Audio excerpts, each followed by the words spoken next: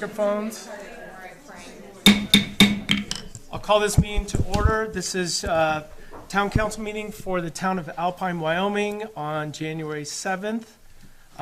This is a special meeting with a specific agenda. For the many people that are watching at home, you can go on our website and find the agenda. So if you don't have it, please go find it. But we will start off, Madam Clerk, with roll call. Sorry. Councilman Larson. I'm going to be messed up. Councilman Archer. Here. Mayor Green. Here. Councilman Castillo. Here. And Councilman Dickerson. Here. Mayor Green, you have a quorum of the council with all members present. Oh, that is great. Thank you. Well, the first thing on the agenda is we have a swearing in. Our new member, council member Scafidi is over there in the second row, and we also have our current council member Burchard here. So we'll come up, and I'm going to use this microphone, and if you don't mind, both of you can come stand over here, and we'll do the swearing in. I'll have the microphone here, and then, yeah, you can here, yes, for the photo opportunity. Yeah, exactly. Okay, here we go. Raise your right hand and repeat after me. I state your name.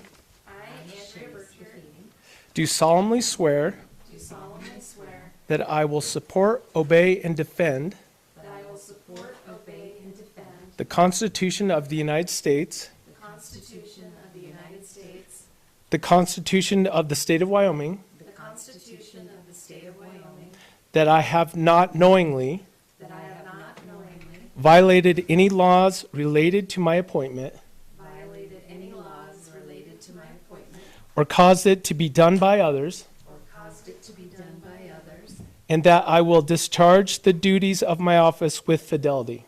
and that I will discharge the duties of my office with fidelity. So help me God. So help me God. Congratulations. Yeah, come.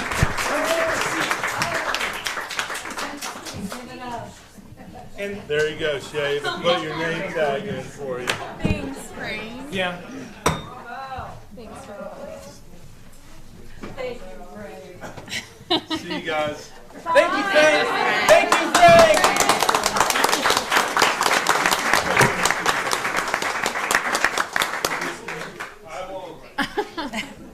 And while we have everyone sworn in now, let's do the Pledge of Allegiance.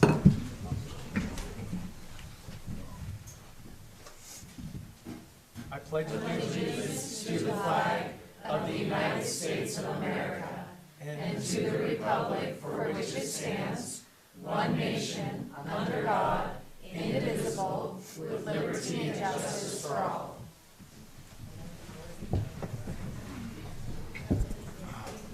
Thank you, everyone, for being in attendance.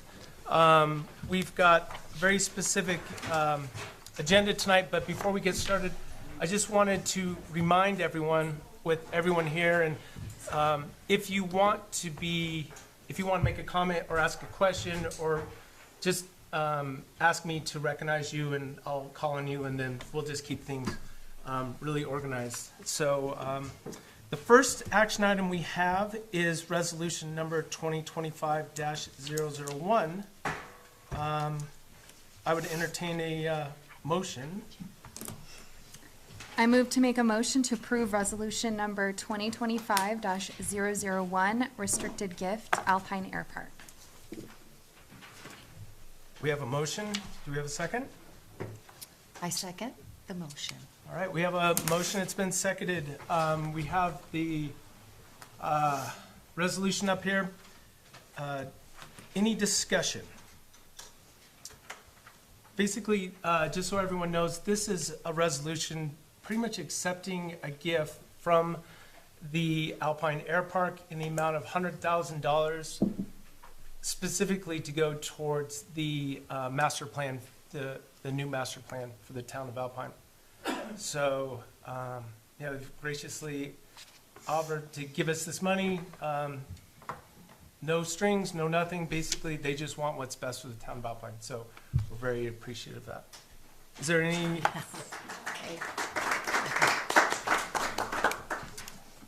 Any discussion? No. I'll be the bummer. Go for it. It is very gracious, very kind. However, in my view, especially where there's been accusatory actions specifically directed at me with people on the air park for quid pro quo favors as far as paying into the town of Alpine. This is for the town of Alpine's master plan. I feel that the town of Alpine, it should be a town of Alpine project, and the town of Alpine can afford it. We have bids in here that meet our budget, and I would say thanks, but no thank you. Okay. Any other comments? I agree that it's a very generous gift, but I also feel like we made a decision last year during the budget season on how much we wanted to spend on a master plan, and we have bids that fit into that amount, and we should probably stick with our own budgeted funds. But I would really encourage the air park, because they are very interested in the direction the town is going and have lots of opinions, that they should work on annexing so that they have a vote and a voice. Yeah, I agree. We've mentioned that to them. That would be their opportunity to have a voice and have a say in what happens in the town of Alpine. Any other comments? I personally don't see a problem with this whatsoever. I think this gracious gift will only benefit the master plan, the process, actually make sure we get what we want. I mean, it hasn't been done since 2006, and it's time for a very comprehensive master plan, and I think we have 3 companies that have brought forward some amazing proposals, and I think it's only going to be good for the town of Alpine. So that's all I have to say on it. And I guess it's my first night. So, kind of coming out of the gates running. I think I'm super fiscally responsible, and that's kind of how I'm looking at the town right now. So from my point of view, I feel like we're over budget on certain things, and I know we kind of go back and forth on what is a budget, how does a municipality run that way, which I'll be learning and digging into a little more deeply. But I guess I was hoping these funds would offset something else that could be used for something else in the town. So I look at it as, if this can offset a line item on our budget, then that's the hope. I do understand where Andrea and Jeremy are coming from, but in my opinion, I hope this can just keep the town a little more solvent and just give us a little breathing room. If we do want to add to the master plan scope, then this could supplement that, is how I see it. Thank you. I think it's also important to note that this is not, nor was it pitched as a donor-directed fund. This has a very specific purpose. I think there was some confusion when donations were given in the past, where what projects those would be given towards. This is very specific, direct allocation of the funds to the master plan, and if the town of Alpine decides $100,000 is enough, we've budgeted for that, we can make space in other areas, we don't need to touch those donated funds, then that's wonderful, but at least they are there and we can take advantage of them, again, to offset our own town budget and really allocate funds where they need to be. So I'm deeply humbled and appreciative of this contribution, and I'd also remind the entire community that this is an open fund. Anyone can donate $1, $10. This is open to all of our community for donations towards the master plan and the impact fee study. All right, thank you. Any further discussion? Will we be putting together a committee for the master plan? We absolutely will have to have a steering committee. So, yeah, we'll, Part of this donation, will they have a seat at that committee? not necessarily. I It haven't, hasn't been requested. Okay. they have not asked any us for. contingencies. No contingencies whatsoever.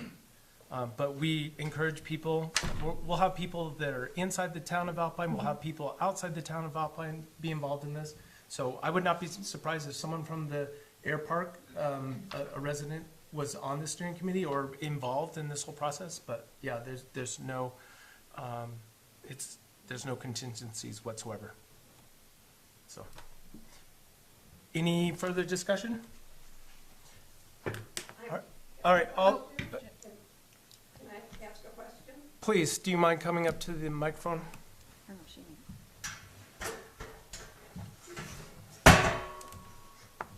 Patricia McQuaid. Could you turn that towards you, Pat? Patricia McQuaid, I'm a resident of Alpine.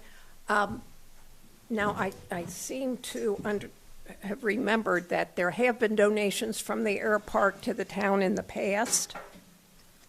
Not specifically from the Alpine Air Park HOA. Members of the air park donated to a community fund. Okay, Individually. so people from the airport have donated before. I'm just wondering what the difference would be with accepting something from the air park or from residents of the air park. We can accept funds from anyone in the town. Like Councilmember Castillo said, it could be $1, $10, whatever. These are restricted funds towards specifically the master plan. Okay, Other funds that have come in for example, the community fund or any other funds that have been in the past, those will not be used directly for this purpose. okay, thank you. Okay, Thank you, for the Pat. Great clarification. question. And then, Pat, also to follow up, my concern with this is because of the funds that have been donated in the past, there have been folks from the air park that some of those funds have helped fund community projects that I'm involved with. Therefore, they raised an accusation of a quid pro quo relationship. And by accepting this, I don't want somebody else in the future saying, hey, the council on 2025 had a quid pro quo relationship with the Alpine Air Park. I feel this is extremely generous. If there wasn't that previous history, then I'd be more than welcome, but that was my concern. Thank you for voicing that concern. Someone else. Do we have any more public? I really think that it's probably time just to take a vote, but if there's anyone else that'd like to make a comment, please feel free. All right, all those in favor of resolution number 2025-01, restricted gift from the Alpine Air Park in the amount of $100,000, say aye. Aye. Aye. All those opposed, say nay. Nay. Nay. Motion passes. Resolution passed. Moving on to resolution number 2025-02, restricted gift from Andrew Brooks. Do we have a motion? I move to make a motion to approve resolution number 2025-002, restricted gift, Andrew Brooks. We have a motion. Do we have a second? I second the motion. We have a motion and a second. Any discussion? So basically, this is the same as the previous resolution. This is a specific, this is a gift of $25,000 coming from someone else who happens to live at the air park. And again, it's directed, it's a restricted gift directly towards the master plan, funding the master plan. So, any discussion? I'll start again. All right. This is one I definitely take issue with because it is Mr. Brooks that specifically accused me of a quid pro quo relationship with Steve Funk, and that's not how I operate in my world. I don't know if he's expecting something for this, but that's how he operates in his world, so I'd be an A. Okay. Any other discussion? No. Any other discussion? No. All right. All those in favor of resolution number 2025-02, restricted gift from Andrew Brooks in the amount of $25,000 for the master plan, say aye. Aye. Aye. Opposed? Nay. Motion carries, resolution passed. All right, so next thing on the agenda is all of our presentations for the master plan. And what we're going to do is we've allotted like 20 minutes per consultant, and what we would like is maybe 10 minutes of presentation and 10 minutes of question, but, you know, if you kind of run over on one, but we're going to give about 20 minutes per, if that's all right. And what I would like to do at this time is ask Cushing Terrell to come up for the presentation.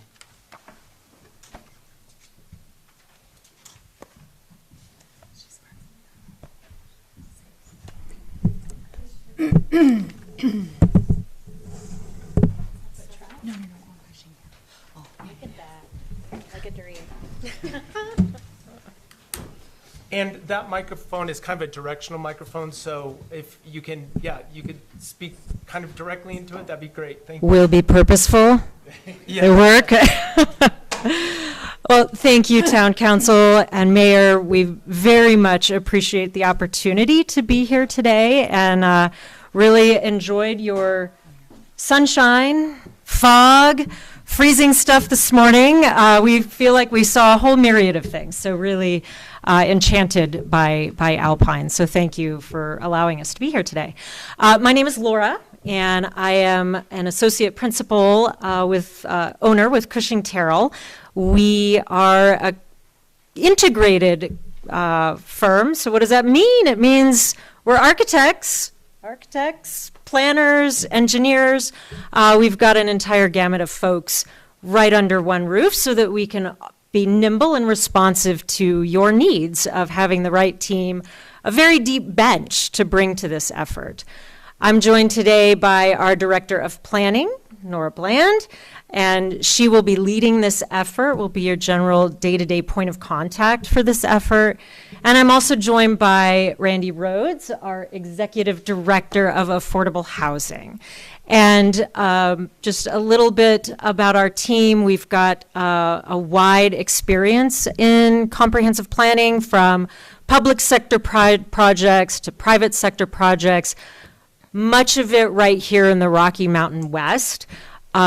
Really have a deep understanding of towns much like Alpine. We know each one is very different. Just a little bit of time here, we know you've got some unique geological conditions. You've got a lot of different overlays of jurisdictions that have interest here in Alpine, from Bureau of Reclamation, all of your forest lands. You've got some very unique characteristics here. And those are the very things we get really excited about and formulating a plan for moving forward and how Alpine grows sustainably and the way you want to see it grow into the future. But we've got a deep bench and some great experience. And I think maybe with that, Nora, I'll let you take us through some of that. Yes, I will not read you through this list of comprehensive plans that we have done, but I do want to point out two in particular. One was the Ennis Montana Master Plan, and the other is the Fraser Comprehensive Plan. So we did the Ennis Montana Master Plan. It was adopted in 2021. And then Fraser Comprehensive Plan, we are underway. We're deep in future land use planning. But these are two communities that I see as very similar to Alpine. And like Laura said, you're a very unique community, but in population size and in also some of the weather and natural conditions, there are a lot of similarities, and we've seen a lot of challenges that we can maybe help unpack with the town of Alpine. I want to talk a little bit about our community engagement. Obviously, community engagement is a really huge part of any long-range planning process. And so in some of the communities we've worked in with populations that are sometimes historically harder to reach or harder to connect with, those who don't show up to a town council meeting, although this is wonderful to see such a full crowd, but there are those that have been marginalized throughout the planning processes in the past, and so our really philosophy is to meet people where they are. We're going to places where people are already gathering. We'll do pop-up events at community events like Music in the Mountains, or your ski tour event. And that way we can just kind of grab people as they're walking through or engaging and kind of let them know, like, this is a really important process and we really need your feedback. And so this is how you stay involved throughout the process. And you know, and then sometimes we'll offer incentives. We'll do a gift card or a raffle or something like that, just to really get people in the door. And then we'll leverage existing groups like faith organizations or hiking groups or Trails Alliance. We think it's really important to provide childcare and food at all public meetings, and then be really transparent about how people's input is incorporated into the plan so that if they have given their time to us, we owe it to them to show them that it mattered. Oops. I will give this quick example because I feel like 10 minutes is so short. We worked in Chaffey County on their comprehensive plan. There were really conflicting opinions about growth. And I feel like in the Mountain West, that's pretty universal. And so the biggest conflict was really balancing private property rights with some of the more community and environmental objectives. And so we used data and scenario modeling to like really physically and visually show what growth could look like in the valley if we approached it in several different ways. We had a scenario that was about growth, business as usual if you're working under your current development regulations, if you focus more on corridors, or if you focus more on existing urban or just existing areas that are already developed. And we were able to have a lot of difficult conversations about trade-offs, leverage some shared values, and then really end up on a preferred scenario that people could get on board with. Hi, everybody. I'm Randy. I'm an architect, executive director of affordable housing for Cushing Terrell. I work with all 17 of our offices across the country. And every single one of those offices, affordable housing is the crushing issue. And in every single one of our planning efforts, no matter where we're at, it's the primary underlying issue that we're trying to solve. So we bring a lens of understanding that to create a full, diverse community, we have to create an opportunity for people to be able to live where they work. So we bring a lot of diversity. We bring a lot of project experience in towns like Whitefish, Montana, Salida, Colorado, and Aspen and Big Sky and other places like that. And I bring over 30 years of affordable housing experience. Before coming to Cushing Terrell, I spent 17 years with an affordable housing developer working in 14 different cities across the country, leading design on over 6,000 affordable housing units, about $1 billion worth of development. And we're right now working on over 800 units of affordable housing in Colorado, over 700 in Montana. And we really are focused on bringing a solution to every community appropriate for that community. So it might be 14 units in one city, it might be 277 in another. But the scale, the sizes of those buildings, what they look like, how they relate, it's about the community engagement and understanding what that community needs. So that's why we talk about community engagement. That's where it starts. We ask the questions, we get the feedback, and we design your project for your community. What are we at on time? Right now, you're just over 7 minutes.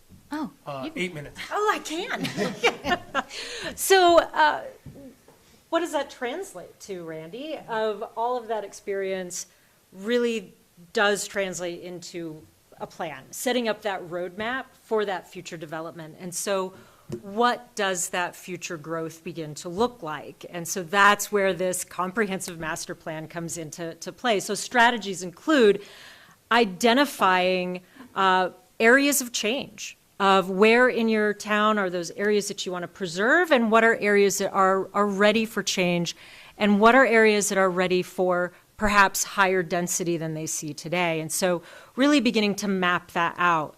Looking at land use versus community character. So really, again, this is to that point of really making it appropriate for your community in terms of size, scale, density, and really looking at that more as community character than necessarily that old land use mapping of saying this use goes here and this use goes here. So really looking at new strategies to help encourage a lot of different development. And we're talking a ton about affordable housing, but affordable and attainable retail and commercial and all of those uses are really what makes Alpine a viable community that folks can live and work in the same place. So those are some of those strategies that we'll look at as we work with you on developing that master plan. Last slide, sorry. So these are some high-level, challenges and opportunities as we look at Alpine as outside consultants, but really, obviously, as we dive into this process, we would love to refine these, we would love to modify these and add to this list as we engage with community members. But some of the challenges that we've maybe preliminarily identified is addressing growth in a way that really serves current and future Alpine residents and the region as we're looking at regional planning, finding ways to diversify the economy in this rural area. We have heard so much about recreation management in communities that are similar to Alpine, obviously celebrating all of the wonderful recreation opportunities here, and then like Laura mentioned earlier, juggling all of the land management agencies and figuring out what the best way to manage parking and things like that go along with that, with recreation, addressing that affordable housing crisis. Some opportunities, though, taking advantage of some development interest and really helping let this planning process guide it. The most important thing that you can do with all of this opportunity that you have is have a plan in place that is backed by the community.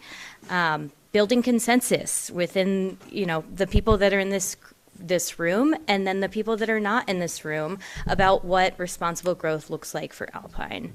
And then finally, really just helping to preserve that rural Western culture that is so beloved by residents and visitors and why everyone comes here all the time. It's really special. And so that's probably one of the main objectives of this. Thank you. Yeah. I'll open it up to questions now. That was 11 minutes and 30 seconds. So we still have no, you're fine. We'll give you 20 minutes, just like everyone else. Okay. But I'll open it up to questions from town council. Anyone have any questions? Yeah, I on do. this side of the table? I Yeah. do. Councilmember Scafidi, do you have any questions? It's going to be a mouthful. Okay. Yeah.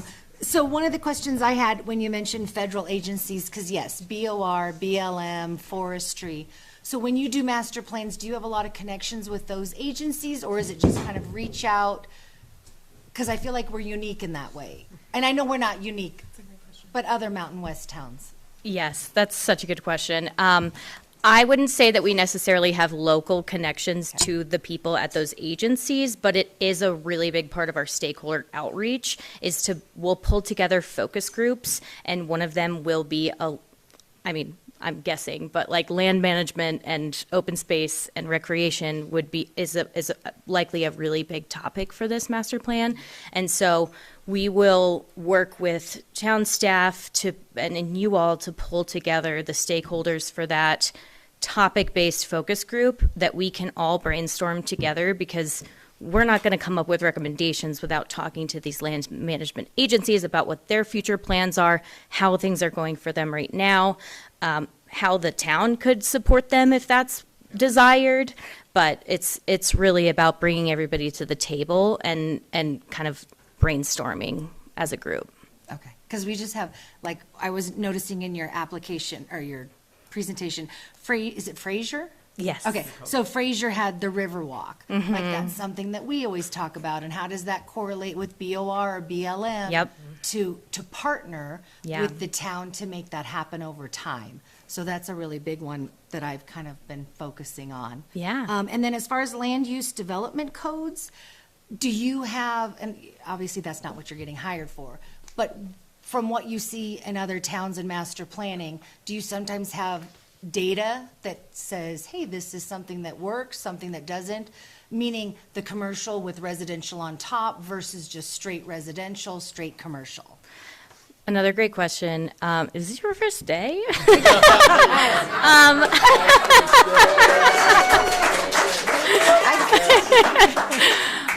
Something that I've been thinking about as a part of this process is that I think if you all haven't done one recently, a market study would really benefit the town to understand what land uses are, what are the existing land uses, how are the commercial and retail businesses doing.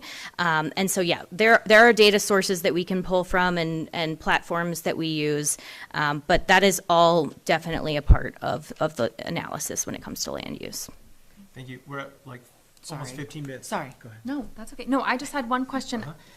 I think transportation is top of mind for all of our residents in Alpine. So I just wanted a quick scenario where you really put the transit-oriented development to the test, because we will probably, hopefully, be one of your most geographically challenged areas.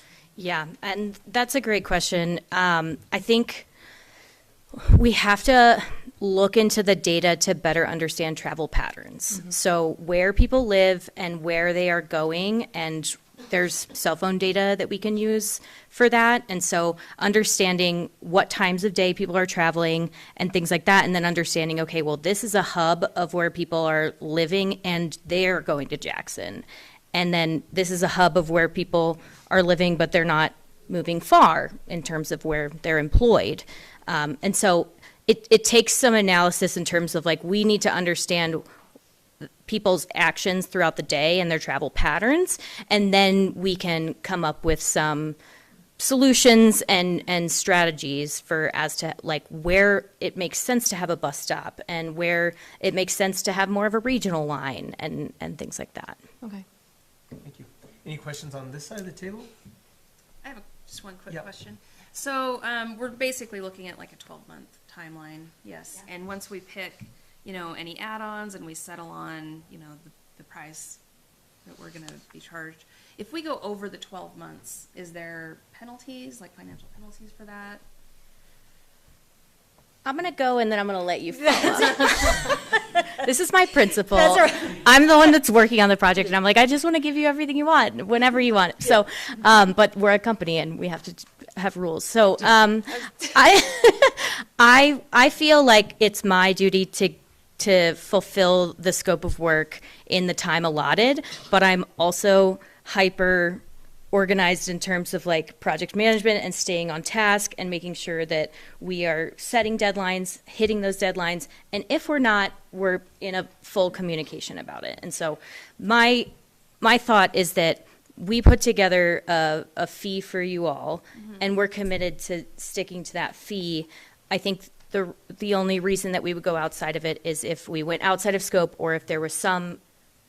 Well, and I think the big piece on the timeline is going to be the community engagement piece. Yeah. Because, and we'll really look to you to help dictate what that appropriate timeline is, because we'll need to leave surveys open long enough that everyone feels like they've got time to respond to it. So it's meaningful. Right, and so we're not compressing And the taking advantage engagement. of events that are happening and the timelines of those, so. And when to plug in and really setting that up. So that is one of the first things we'll do, is outline that community engagement piece. And we may find that a year might be aggressive in order to really get the appropriate amount of feedback. Or we may find it all lines up perfectly, this is great, everyone feels that there's enough time, and we can, again, Nora is wildly organized to move through these things. Right. But sometimes more time actually is better for getting better feedback. And there would never be a surprise. There wouldn't be all of a sudden, oh, didn't hit that, so there's a penalty of some kind. No. Right, okay. There's full disclosure, full communication. If it looks like there's circumstances that are coming up that are pushing timelines for whatever reason, we'd be talking about Yeah. that. That'd be on the table, and so there'd just be awareness of all that. I would think you'd be working with the steering committee. If there's a change of scope, we're going to end up changing expectations and timeframes. But I think what we're getting at is like, do you have the bandwidth to take on a project like this? Oh, yeah. Absolutely. Yes. Okay. And when would you be able to start if we awarded it to you? Be- I know that we pushed things out a couple months from when we originally asked for the proposals, so that kind of affected your timeline. I mean, for sure. typically contracting takes a month at minimum in terms of, your attorneys looking at it, our Right, people. ironing out the Um, details. But, I mean, we would be ready to start in February. Okay. That's great. Well, we have 45 seconds left. Anything you would like to, do you have any questions? Yeah, Larson? as a small municipality, we don't have large staff. How much would you need our staff? Do we need to budget in directing staff to specifically work with you? How many hours a week? How does that play out? I can't exactly answer that with a number of hours per week. I think a lot of this gets worked out in the contracting process in terms of our scope of work and what's expected from the town, what we can get from the county, if it's GIS data, if it's other data and resources, if there are studies that have been done before. We'll do a deep dive into existing plans and studies, and then what's available from the county, and then we can really kind of line out exactly what's needed. But we do expect at least a bi-weekly meeting with someone from the town to help move along the process, give us guidance throughout, and either a bi-weekly hourly or a 1 hour bi-weekly or a half-hour weekly meeting. And then outside of that, reviewing deliverables and things like that. And so I know you don't have a town planner, but having someone dedicated to the project will help you in the long run, move everything forward. And we can work with you to help identify who the best person for that Well, we is. would probably have a kickoff meeting to start off and set those expectations up and get very clear about time needs so that you can allocate that and be aware of it. So again, that won't be a surprise. Well, thank you so much. We're past our allotted time, but yeah, we right. appreciate you coming into town and doing this presentation. So thank you very much. Thank you for your time. Yeah.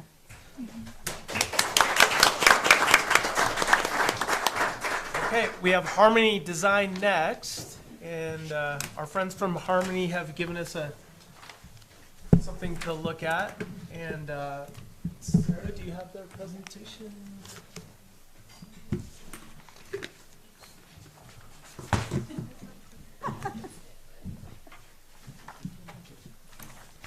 Sarah, do you have that up there?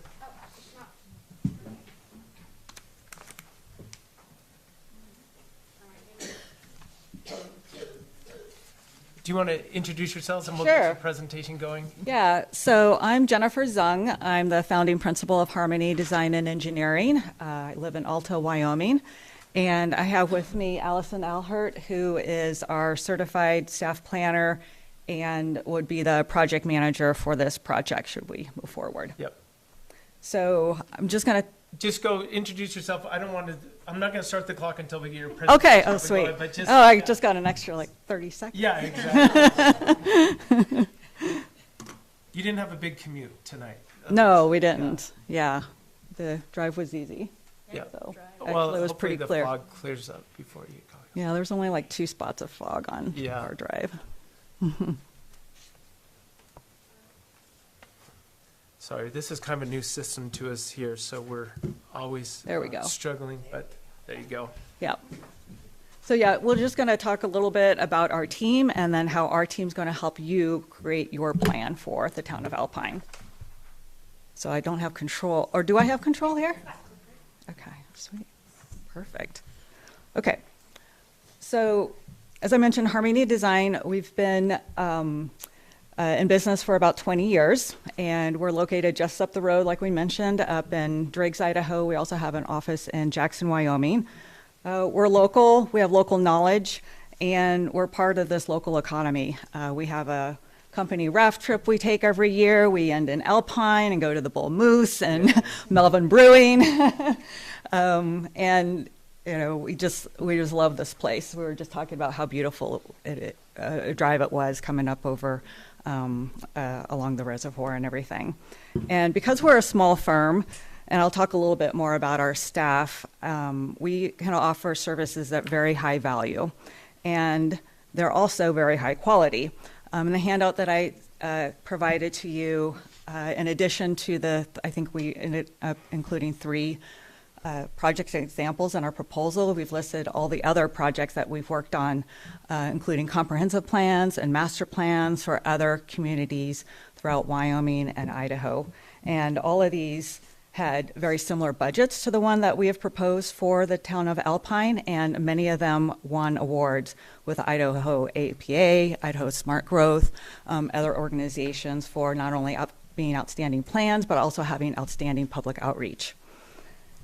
So a little bit more about Harmony. As I mentioned, we think Alpine is amazing, and we come here often. We are trusted locals.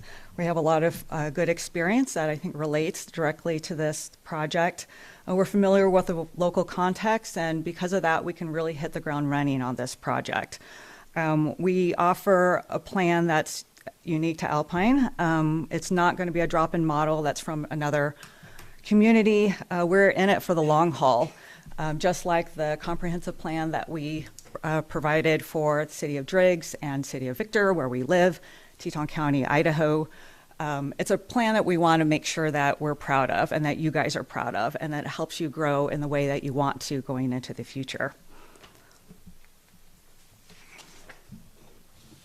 So a little bit more about our team. We're versatile. We are made up, I'm actually a civil engineer, but I call myself like a soft civil engineer. My partner is a landscape architect, and he's kind of a engineering type landscape architect, so somehow it works. And we also have planners on staff. We have GIS specialists. We have surveyors. We have about 20 people. Not everyone's in this picture, actually. This was actually a couple years ago. Includes my son. He's not yet employed for the company, but we're working on it. Lena does come to the office pretty much every day. Yep. Our office dog. The doggy. Yep. But other people that will be directly involved with this plan include myself. I'll be involved directly with this plan, as well as Allison will be helping create the plan, not just managing it, but actually having their hands in the plan itself. Lindsay is is one of our landscape architects. She was a former planner for the town of Jackson. Allison was also a former planner for the city of Driggs, and we understand how these small communities, where if you're lucky you have a planner, and if you do have a planner, they're also the floodplain manager, they're also the building official, they're doing it all. So we really understand where you're coming from.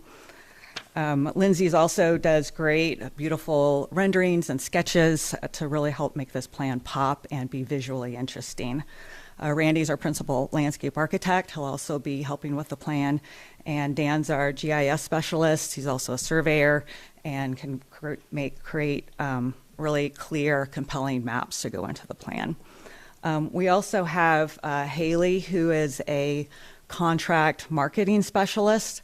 That's something I don't think we included, but we could also employ her to create a logo and branding design for the plan as well.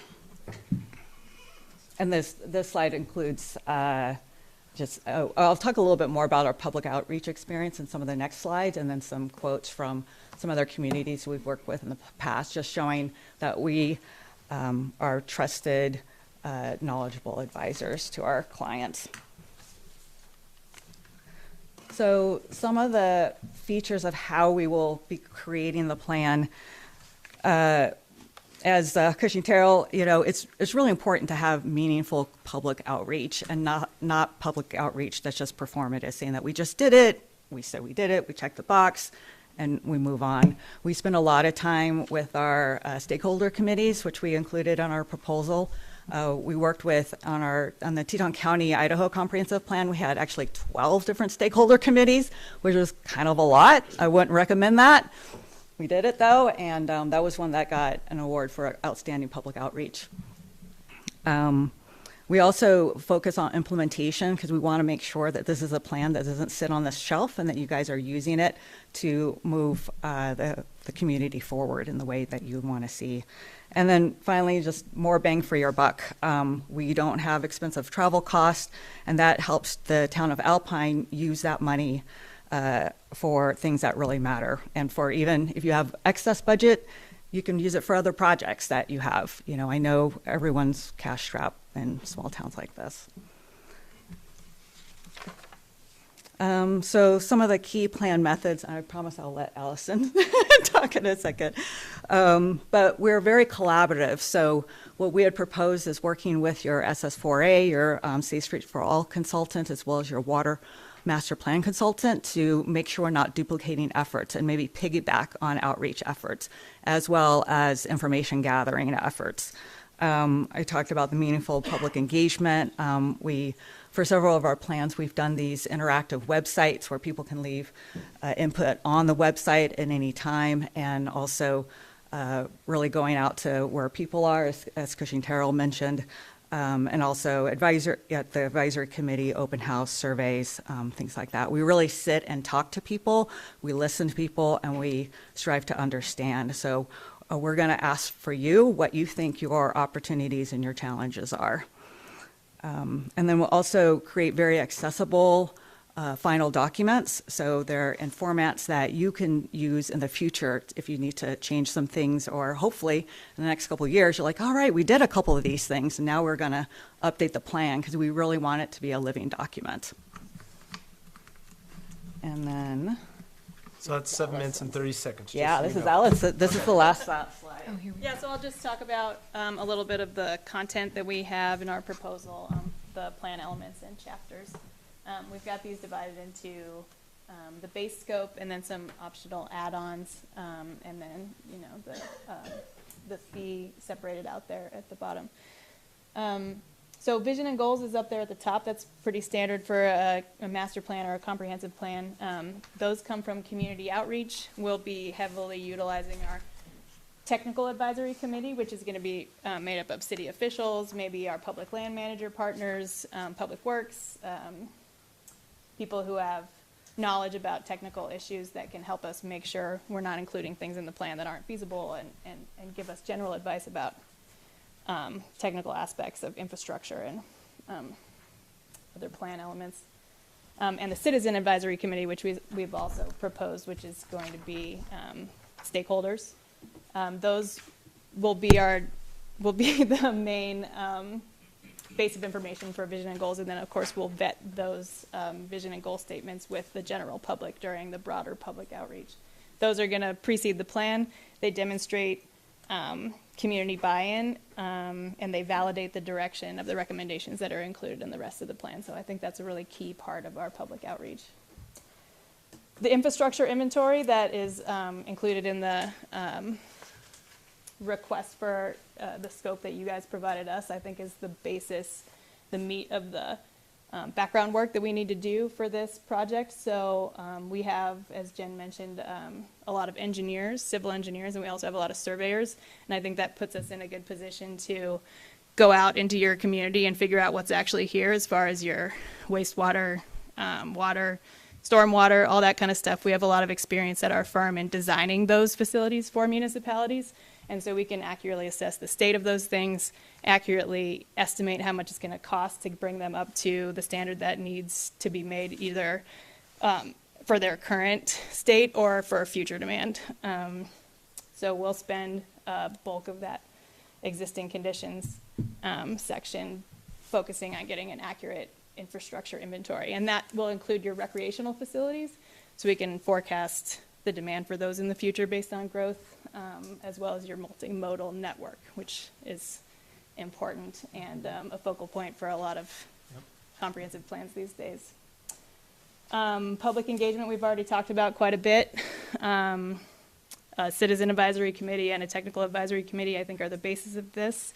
And as Jen mentioned, we're going to front load a lot of this process by communicating with the city, with the town of Alpine, about what success looks like for you guys for the plan, how much capacity you do have to dedicate to working with us, and then base the entire work plan around that. So how long the public engagement takes, how many people are on the technical advisory committee who we're having these meetings with, how often the progress meetings take place. That is all going to be a really collaborative process at the beginning for us. After public engagement, after we have our infrastructure inventory and existing conditions nailed down, we'll move into recommended projects. We'll prioritize our recommended projects based on some kind of framework that will include community desire. It'll include potential barriers like cost and difficulty to complete. So we'll be able to rank those potential projects for implementation. Usually we do that with either like a short-term timeframe, mid-term, and long-term timeframe. Part of that is also, which Jen mentioned, we like to focus on implementation, because that's really how you're going to use this document. It's great to say we have all these projects and we want to make them happen, but we need to have clear steps forward for implementing these projects. Who's responsible for creating the project, where the funding's coming from, what the specific next steps are after this plan is adopted to get those priority projects made. So we focus a big part of the plan on the implementation. And then policy strategies to be included, zoning and an annexation plan. So recommendations for how to improve the zoning in the town of Alpine to have the desired outcome that we hear from our advisory committees and from the general public outreach about where different land uses are going to go, how much density we want, how much we don't want, what kind of recreational facilities we want to promote, what transportation demands need to be met, those kind of things. And then our little optional plan additions include some things, and I just wanted to point out policy strategies we can add on our housing strategy. So creating affordable housing, creating housing at different price points, zoning for that housing, developing a committee to, support affordable housing, whatever that might be. And then economic development strategy is also a really great thing to have accompany a master plan. A future land use map is a really useful tool, which we see used in all of our neighboring communities around Alpine. So creating that based on our zoning recommendations. And then our, did we go to sleep? Our demographic analysis and our needs gap analysis are more technical research and analysis that support the other elements of the plan content that kind of enrich it and make it more explicit what those needs are, like more evidence to support the recommendations that we have. Okay. Are we at 10 minutes? Sounds good. I think we're at, yeah. You're close to 14 minutes, Sorry. but if you want to just wrap up and then we'll start some questions, Yeah. or should we start questions? That was the last slide. Okay. And, yeah, we went into more details. Sounds good. Maybe we'll get some more answers out of you here in a second, but I'll open it up to questions, and I'll start on this side of the table if you guys want to start. Do you have anything, council members? Same question. We have a small staff. How much will you be needing their assistance? Do we need a plan? Specific hours to have somebody work with you, weekly, bi-weekly, whatever that may be? Actually, yeah, I think Allison touched on that a little bit. I think we can be flexible and we can adapt to what you have available. And, I picture that we'd probably be working with the advisory committee. We realize that's probably going to be a volunteer committee. And so we want to be, cognizant of their time that they're giving to the project. Yeah. Thanks. I basically have the same questions I asked before as well. What happens if That's we fair. go out of your timeline, the 12-month timeline, and how soon would you be able to start? Yeah. Apparently you're going to vote tonight. We could start tomorrow if we get the signed contract. So, yeah, we have capacity. We have staff available to work on this project.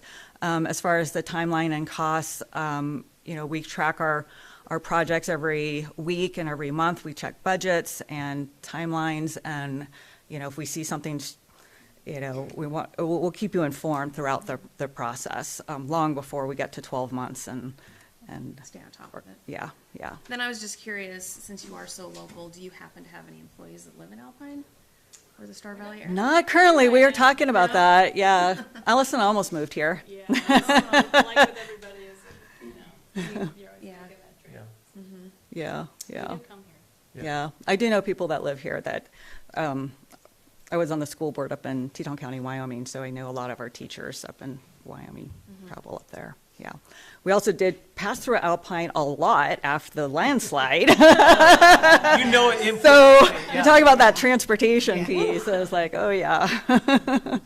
Councilmember Castillo, do you have? I do. I have one question. Okay. You listed a lot of relevant project experience. Do you have a project in mind as far as solving that affordable housing challenge that maybe a specific You know, township had? it's funny. We go to Mountain Town Resort summits, and everyone has that problem. We're living with that problem, Right. you know, personally. We're trying to hire people, and they can't afford to live in the area, even, you know. So I don't think there's a silver bullet.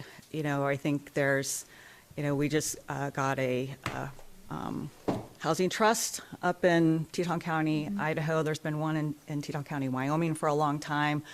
I think there's, you know, it's definitely taking public-private partnerships to help with that, to solve those. I don't know if we'll ever solve it, but Yeah. everything we do to help. And, you know, that's Allison made comments about, you know, deciding, you know, where you want it, you know, encouraging density in the places that make sense, just trying to increase the supply as best you can, yeah. Yeah. Thank you. We're at 17:30. Okay, Councilmember I only, Scafidi, do you I have- only have one. Okay. As far as annexation, I know that's like an add-on, and because you are so familiar with our area, do you see that with your master planning, like in Victor and Driggs? Is that a huge component of what the next 10 to 20 years does for like sustainability of cities? I don't know if that's something you. Yeah, maybe you can talk to it a little bit. I was just thinking of Victor, that like annexed a bunch and then they shrank again, you know, but you know what the role of the comprehensive plan is to say, what is your ideal scenario, and where, you know, maybe it's urban growth boundaries. There's a lot of different ways you can do it to help. Yeah, I think in the case of Alpine, an annexation plan and identifying where we want growth would be a huge benefit to this community.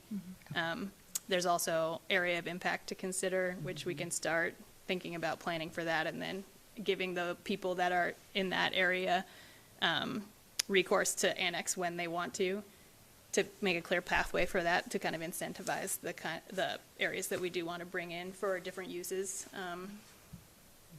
I don't think, yeah, I'll just leave. No, that helps. That helps. Thanks. Did you have anything else? No. They still have Sorry. 1 minute and 15 seconds. They were easy with the- Actually, I have a question. Can we ask you a Please. question? Yeah. So at the end of this project, what does a successful plan, what does success look like for you? And then like 5 years from now, what does that look like? Yeah, I think a successful plan is something that really has some teeth to it, that we know we can stand behind for the next 5, 10, 15 years. And we've made a commitment through town council that we're going to fund the update of this project every year. Oh, So great. we want to see a great plan to start with, and easily updatable every 5 years Yeah. or whatever. That's great. So hopefully that answers your question. Yeah, it does. That is great to hear, because we did include in our proposal monitoring for outcomes, the effectiveness of the recommendations in the plan, which it sounds like you guys are committed to doing. Yeah. I think that's really important part of planning. And as well as the accessible products for handover. So we want to talk to you guys about formatting all of our data and all of the tools that we create, so that you guys can use it in the future in-house and make those like updates. Or you can hire us every year to update it. Yeah, why not, right? Since we're in the spending mood right now. Get somebody to make. Yeah, I will So- say yeah. the plan we did for Teton County, Idaho, that's exactly what they've been doing. They've been updating that and chipping away at all those projects. And it's served as a basis for the land use code update, which they finally, you know, politically, you know, it takes a while to get things done, but I think it also helps with changes in administration. And yeah, everyone's yeah, always some looking at continuity it, and, so- yeah. Yep, Yeah. so.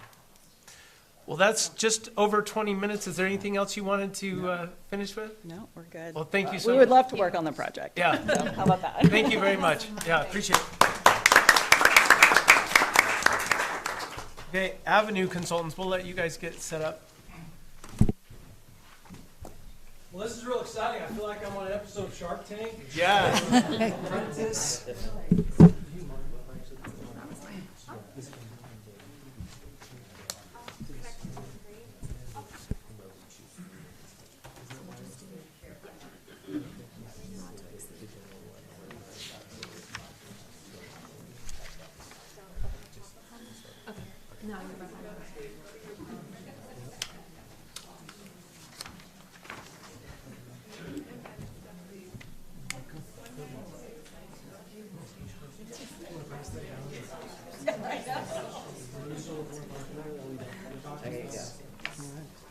Is that 2024?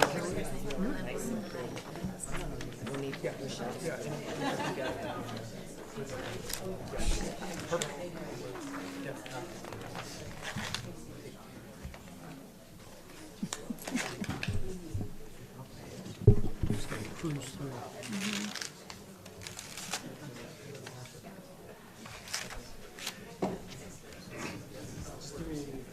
Are you messing One this second. up? I am a little bit, Mayor, you know what? I like this.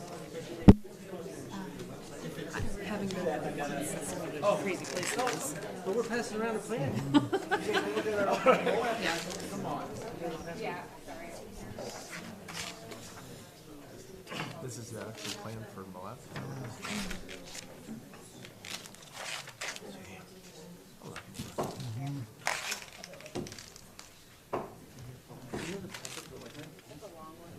Oh, is it here?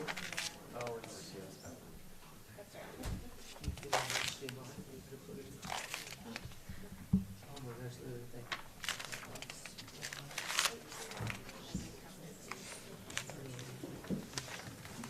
You like a speed reader? Are you a speed reader? Something like that? What's that? We're gonna test you later. Sure. Moab. Moab? You can go there. Take your bike, you can take your side by side. Moab does an amazing job of separating user groups, with one exception, Main Street. That's just like we got here.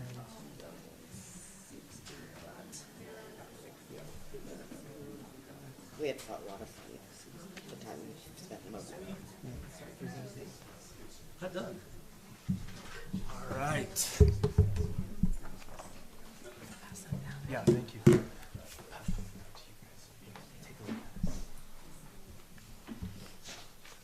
All right, thank you, Avenue Consultants.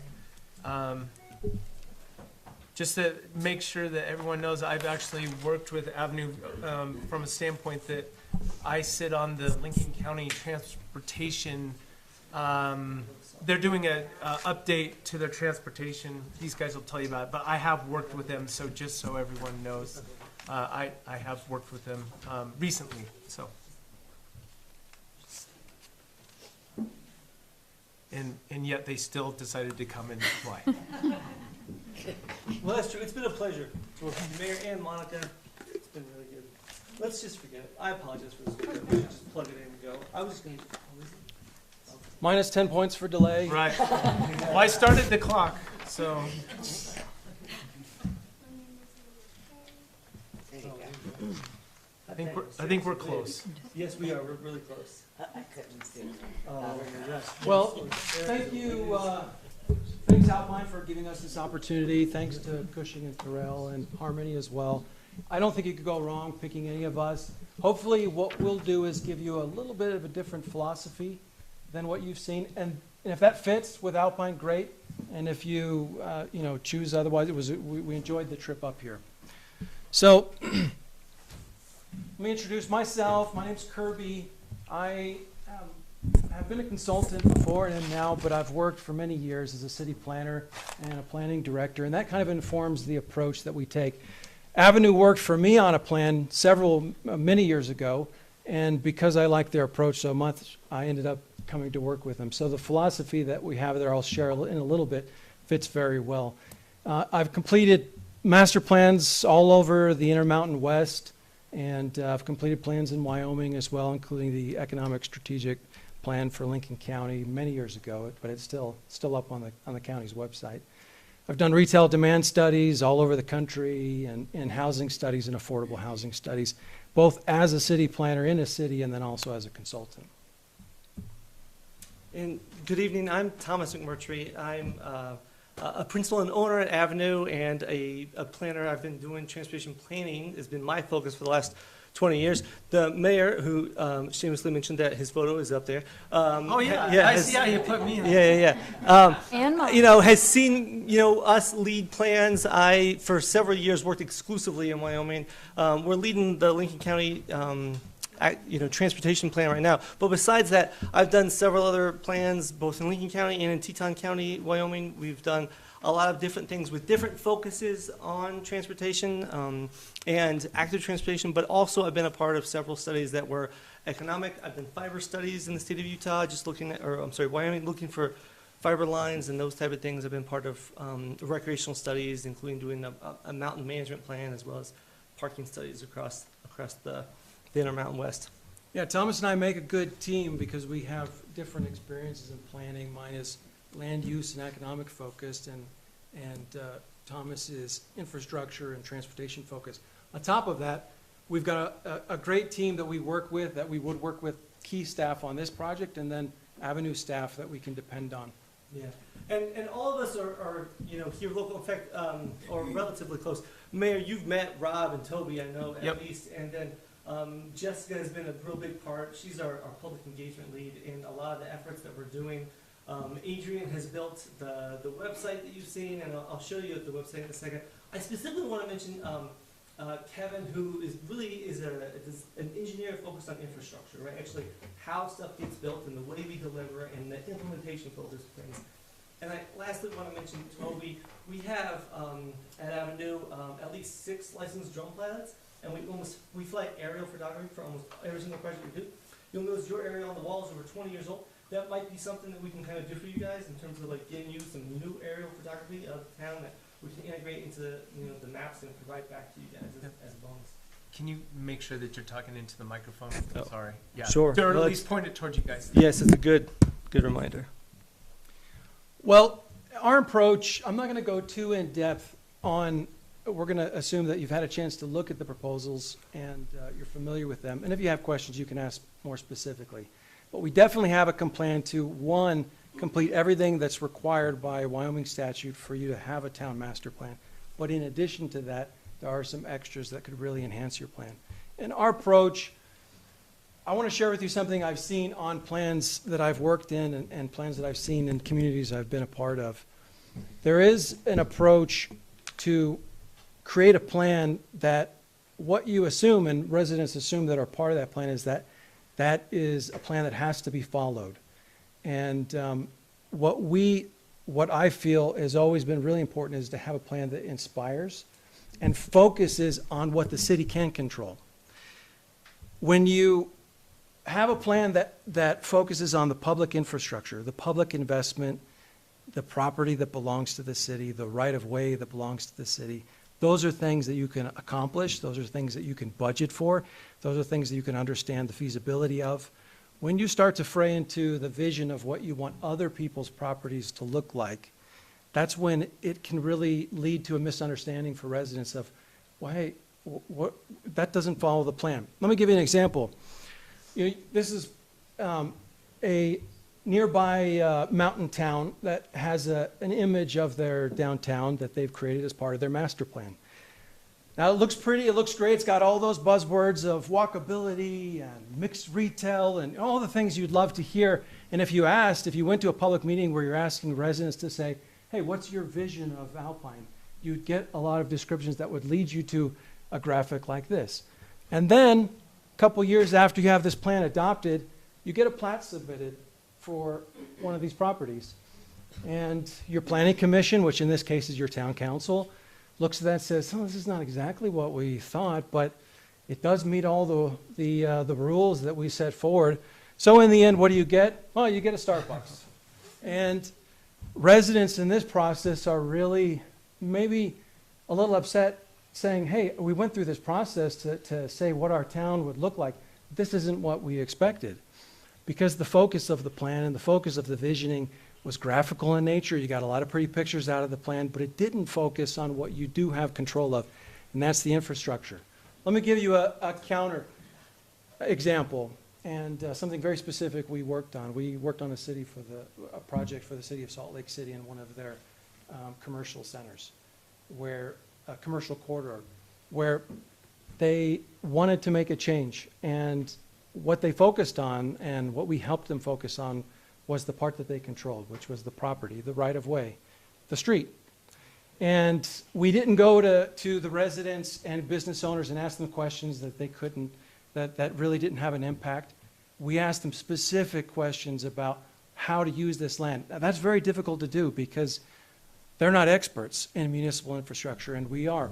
But if you spend a lot of time finding creative ways to ask them the right questions, then you can get good answers that actually affect what's going to be built. So we developed a way, what we call a Lego brainstorm, where they can fit what they want within the right-of-way. We developed over 50 of these different, from residents and business owners, what they'd like to see.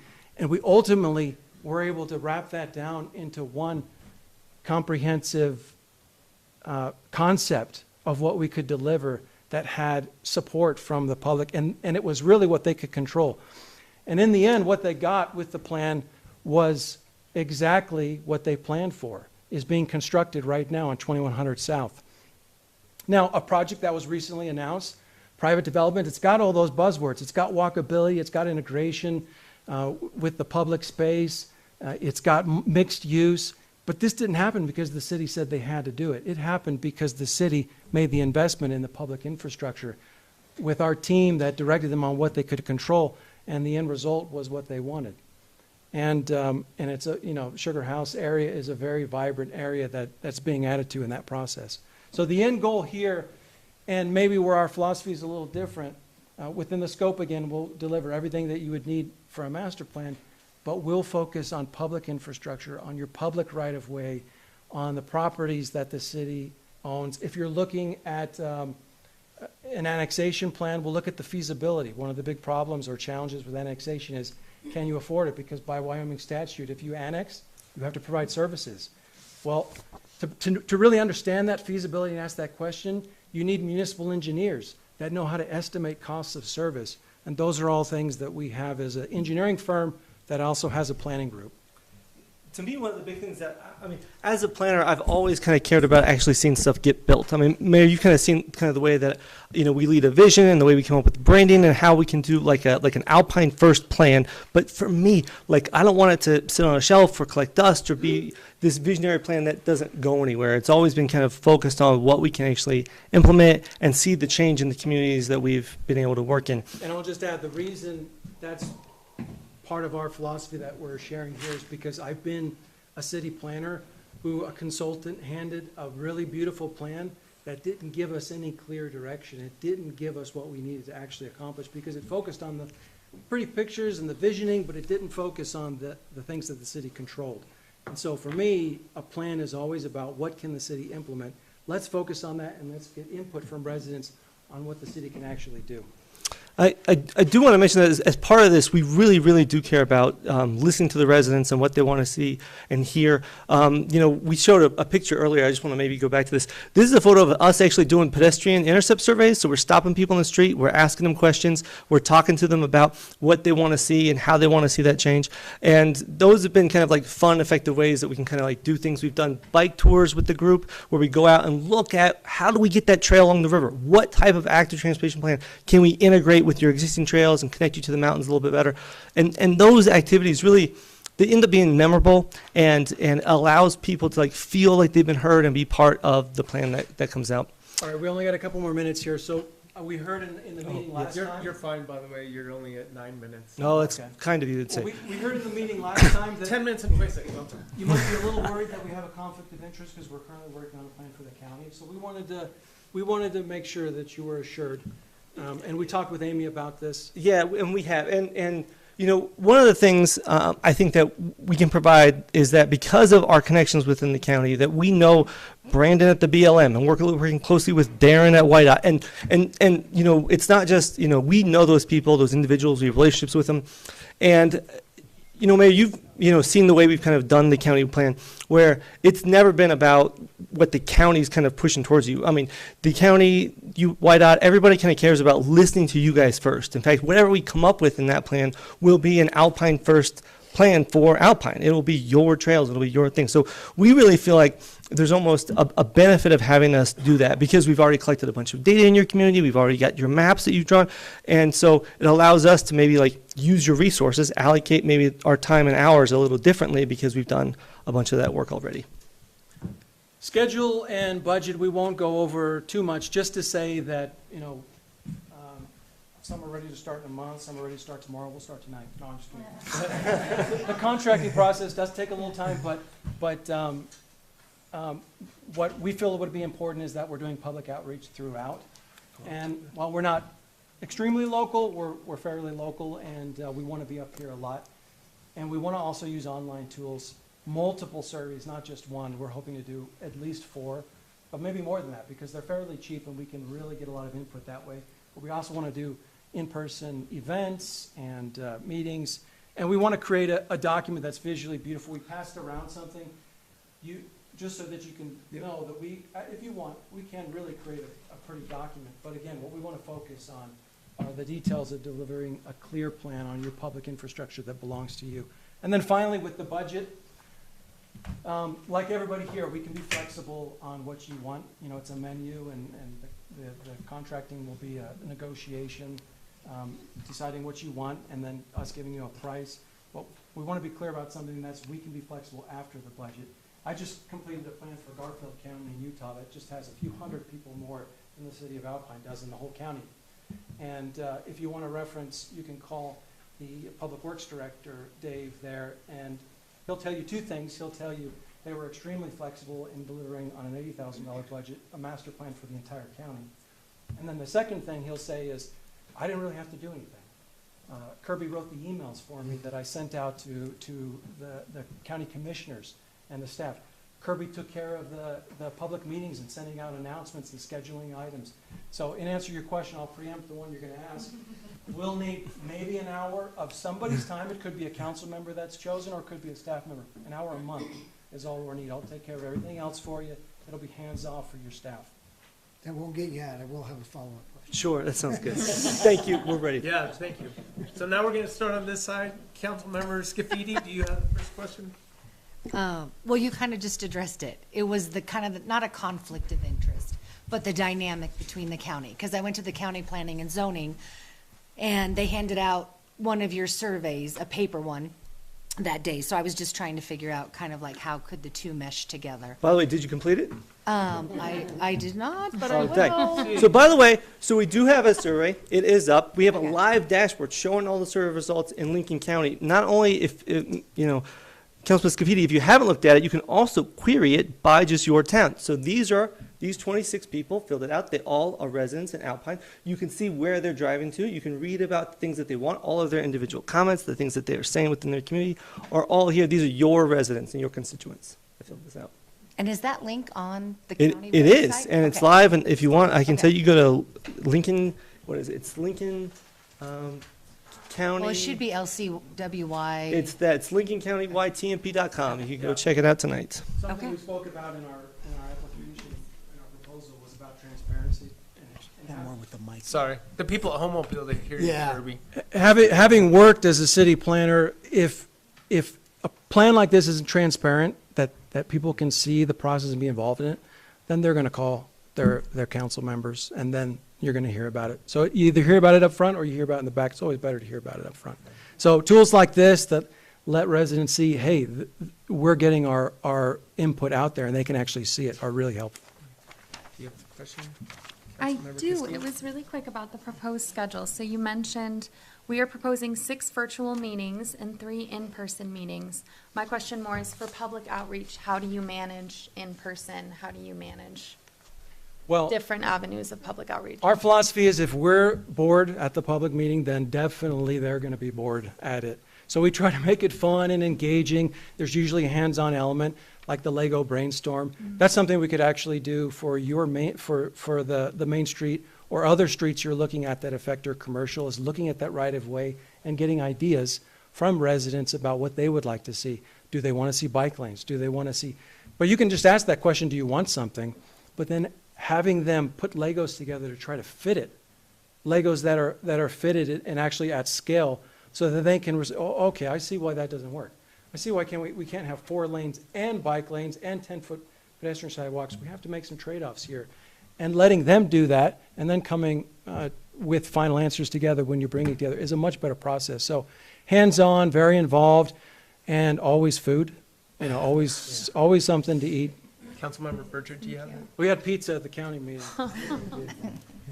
I was just curious where you are working on the Lincoln County Transportation Plan, and that's finishing in the end of summer? But beginning, we'll have a draft in May on that, and then we'll get the final doc kind of out and published in June of this year. So I noticed that, like you're both working on it and you would both be working on ours. Just the question of yeah. Thomas is leading that one, and I would be leading this one. Okay. Yeah. Just, Yeah. I'm sure you're used to working on multiple projects at once, and I do like that you are working on something local and as you said, a lot of the information you've already gathered would segue into ours. That's why our original scope, you might have noticed, of everybody's, ours was the smallest. The smallest. We came in at 100,000 for everything you need. Under. That's because we've done a lot of the work already for the county that we can then build into this. Right. Councilmember Larson, do you have any questions? Just where you passed down the Moab, I'm somewhat familiar with Moab and their bane of Main Street. What did you learn from that, as we have our own bane of Main Street here, and it's only going to get worse? By the way, we learned a lot of kind of interesting things in Moab. One of the things that specifically we found is that people go to Moab to recreate, specifically to bike and to walk and to hike in arches, and people will only walk 265 feet from where they park to their door of their destination. And we could measure that specifically because we looked at all the parking spaces. Everybody demanded parking on the street, and the restaurants there wanted more parking, but there was completely ample and empty parking a block away. And so that was kind of like a neat, kind of interesting thing. They also told us quite a bit about the wants and desires of the residents themselves, specifically about the way that they wanted to host a downtown festival and wanted to work with UDOT to close Main Street for a little bit. They also talked to us quite a bit about getting a grocery store in their downtown. Because unlike you guys, they really only had, there's 2 and they're outside of town. They're really kind of like far away. It's a little bit of a food desert there. And, that wasn't something that we had a lot of control over, but we worked with at least one developer who was interested in what the citizens were saying, and they ultimately did get a small downtown grocery store. I would say, so we are right at 19 minutes. I absolutely do not think there would be a conflict of interest whatsoever. Monica and I are 2 people of, 30 some people that are, that you're working with, so I don't see that as a problem whatsoever. What's your experience in affordable housing? And maybe it's been in your proposals or whatever, but that's something obviously very important to us. Yes, I've completed housing studies all over the West and affordable housing studies in the Intermountain West. I led the affordable housing plan when I was a city planner at Orem. The answer is really complicated. If you want the right answer, it's very difficult to do affordable housing, to require it. Yeah. One, because you're in Wyoming. And what a Wyoming statute allows is very little in terms of requiring developers to build it. Now, you can always do something proactive as a city, like creating a trust, but as a small town, you're very limited in budget. Yep. And so the reality is that trying to make that a huge part of this effort, there's not a lot that can be done for Alpine. And the other thing, too, is you have to understand, maybe the first place that you really have to start is what's the appetite for the residents who live here? Is that something that they really want? Is affordable housing here in Alpine? And I'll just say that as someone who's worked as staff at a city where that's a very difficult and controversial topic, trying to tackle that in a general plan, a comprehensive plan where you want to bring everybody together, what's the best strategy is not introduce tangent ideas that are going to divide the community. So maybe that's not, affordable housing is something you could definitely look at as part of this plan. I wouldn't recommend that this plan be used to create policy on that. I would save that for something else and let this plan be something that brings your community. But you'd have a chapter on affordable housing and the. Yeah. We would have a chapter on housing that would let Okay. you know exactly where you stand in terms of housing and cost and what your workforce needs. But in terms of creating policy. Yeah. Well, we wouldn't look for policy, but yeah. Yeah, my recommendation would be a separate process, maybe after this, maybe Yeah. immediately after this. Okay. And one thing that, just to maybe add 10 seconds there, is that, we've worked on a lot of community plans that we've tried to kind of get this integrated. Again, our focus has always been on implementation. We don't want to have this beautiful park that doesn't get built, right? We want to get things implemented. And so with that, we've looked at a bunch of different things, like giving developers density bonuses, doing public-partner partnerships, looking at some different changes that we can do to allow specific things that should achieve affordable housing. In some cases, those have been successful, but in many cases, they've continued to be a struggle. And so we'd be happy to talk through that with you guys and kind of integrate it into a chapter that really is, again, we're focused on what we can actually get built that's going to work. Yeah. Yeah. Sounds good. Well, I appreciate it. That's the Thank you. all the time we have for you guys. Thanks But so yeah, thank you.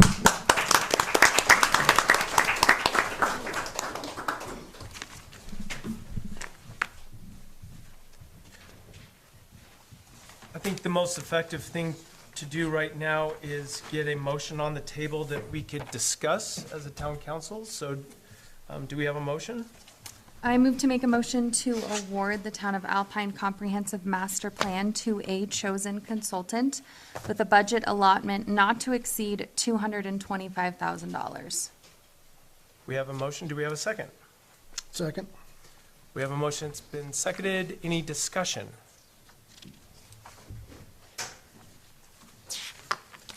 No discussion? Would Councilman Larson, would you like to start, if you don't mind?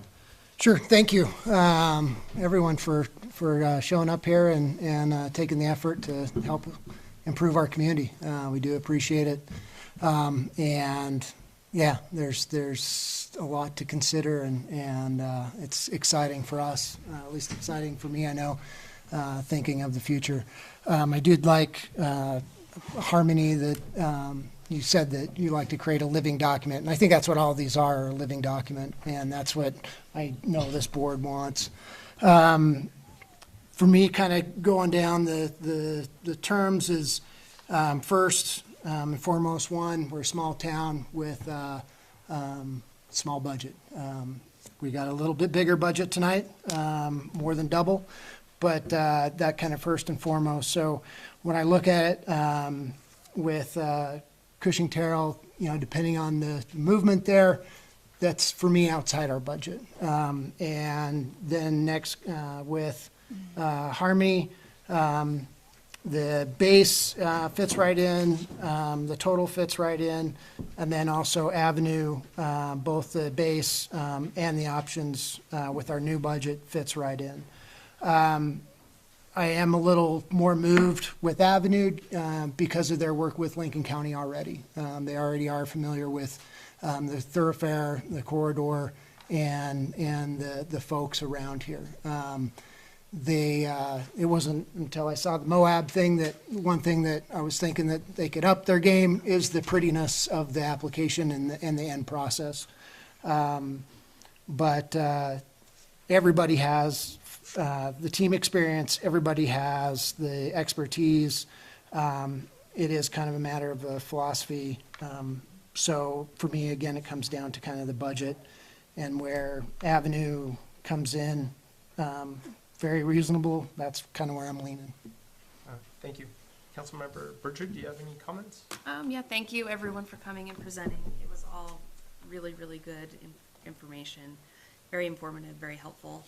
I do tend to lean more towards more local to us, Harmony and Avenue, that really understand what we are dealing with. And I do also like Avenue is, working on the master plan for Lincoln County, so they really have a lot of information about the area. So I kind of tend to lean towards them a little bit more.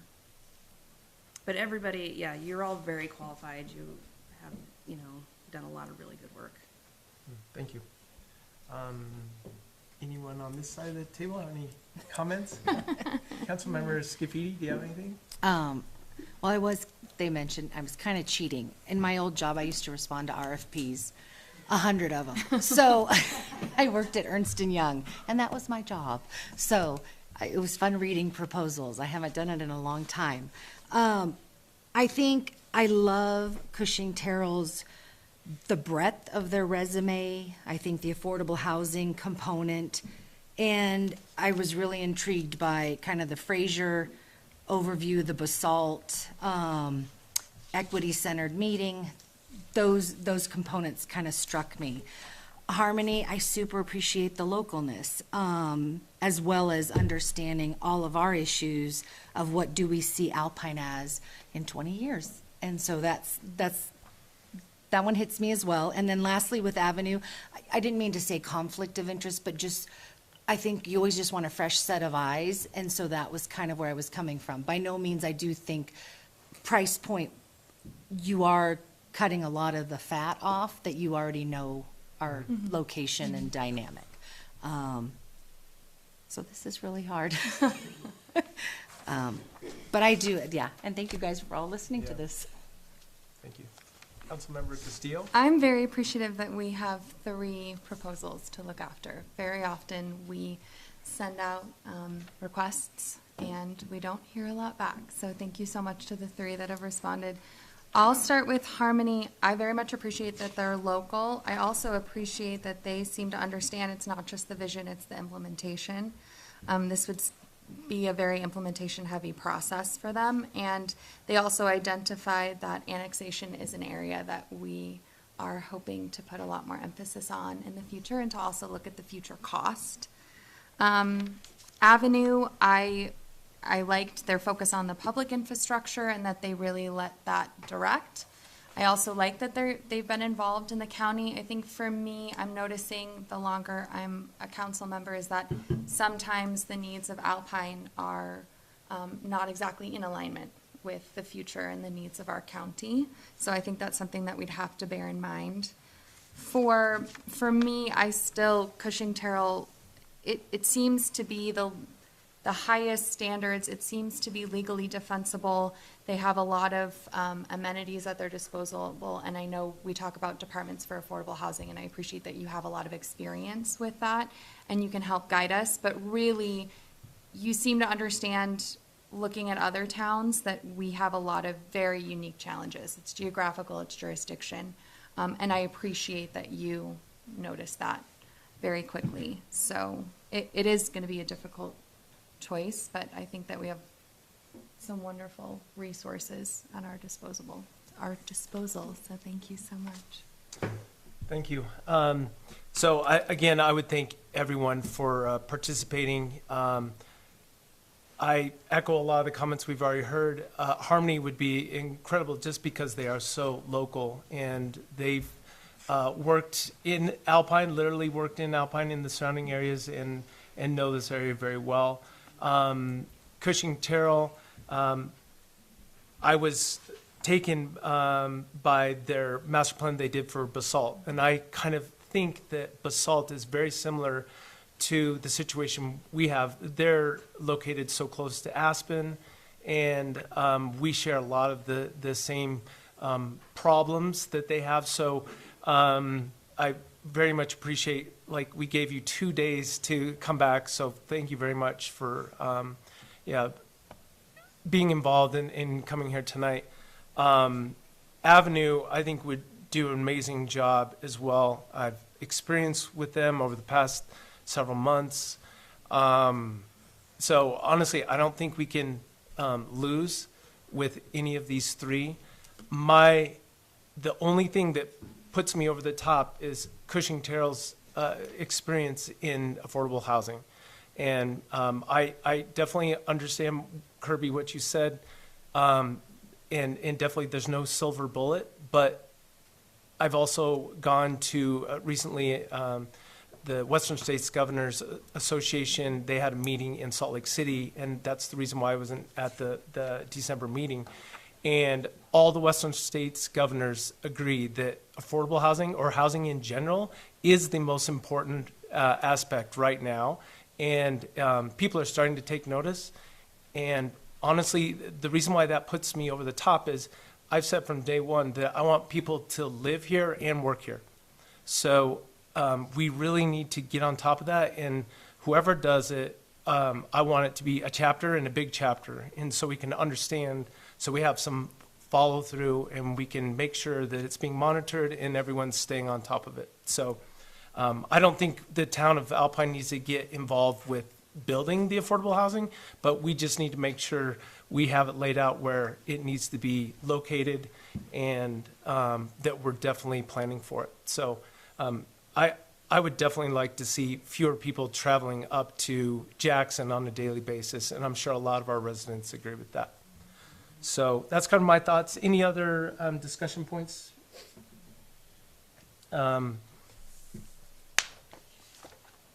Councilmember Castillo, would you like to amend your motion? Motion to amend my prior motion to include the specific name of the consultant Yes. being Cushing Terrell. Do I need to add anything else? Just to clarify, your motion is to, where's your original motion? I'm sorry. Your motion would be changed to motion to award Town of Alpine Comprehensive Master Plan Award to Cushing Terrell As the chosen consultant. as the chosen consultant with a budget allotment not to exceed $225,000. So moved. Do we have a second? I second the motion. We have a motion we have an amendment, and we have a motion and a second. Any discussion on the amendment? Is that attainable? Well, I would say absolutely, and we could ask them to come up and comment on that, but everything is negotiable, and there's certain things like their price, and you'll have to forgive me, I don't have your proposal in front of us. Their base is 115,000. 115, and then all the add-ons come to something in the range of 250,000. 250,000. 250, all right. So I think we can find a middle ground and land wherever we need to. And Would ask them, Mr. Mayor, is that, do you mind yeah. responding? Thank you. Mayor Green, would you like it pulled up? We have it. If you don't mind, Sarah? Yeah. Yes, it is attainable. You know, and a big part of that is really understanding ultimately what your main priorities are. It's updating a plan from 2006. So there's a lot of aspects. So the kind of full number was really anticipating that soup to nuts.